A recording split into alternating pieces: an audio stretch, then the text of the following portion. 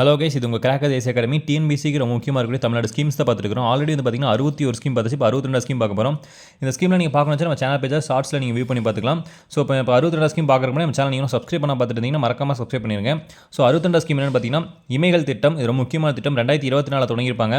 இத்திட்டத்தோட நோக்கம் என்னென்னு பார்த்தீங்கன்னா பாலியல் குற்றங்களை வந்து பார்த்தீங்கன்னா பெண் குழந்தைகளை வந்து பார்த்தீங்கன்னா காத்துறது திட்டத்தோட ஃபஸ்ட்டு முதல் நோக்கமாக இருக்குது. இந்த திட்டத்தை கொண்டு வந்தது யாரும் பார்த்தீங்கன்னா தமிழக காவல்துறை வடக்கு மண்டல சார்பு வந்து பார்த்திங்கன்னா இந்த திட்டத்தை வந்து அறிமுகம் செஞ்சுருப்பாங்க. ஸோ வடக்கு மண்டலம் என்னென்னு பார்த்தீங்கன்னா சென்னை, காஞ்சிபுரம், செங்கல்பட்டு மற்றும் வேலூர் மாவட்டத்தில் சேர்ந்தது தான் வடக்கு மண்டலம்னு சொல்லுவாங்க. ஸோ இதில் வந்து பார்த்திங்கன்னா 60 நாட்கள் வந்து பார்த்திங்கன்னா குற்றப்பத்திரிகை வந்து தாக்கல் செய்கிறாங்க. ஸோ இந்த நாட்கள் வந்து கேட்கறதுக்கு அதிக வாய்ப்பு இருக்குது. ஆப்ஷனில் 30 இருந்துச்சு, தயவுசெய்து 30 போட்டுறாதீங்க. 30 வந்து பார்த்திங்கன்னா எதுக்குன்னு பார்த்தீங்கன்னா அந்த RTI, so right to information தான் 30 நாட்கள். இந்த பெண் குழந்தைகளுக்கு வந்து குற்றப்பத்திரிகை வந்து பார்த்திங்கன்னா 60 நாட்கள் கூட தாக்கல் செய்கிறாங்க. சரிங்களா, நீலாம் ஞாபகம் வச்சுங்க.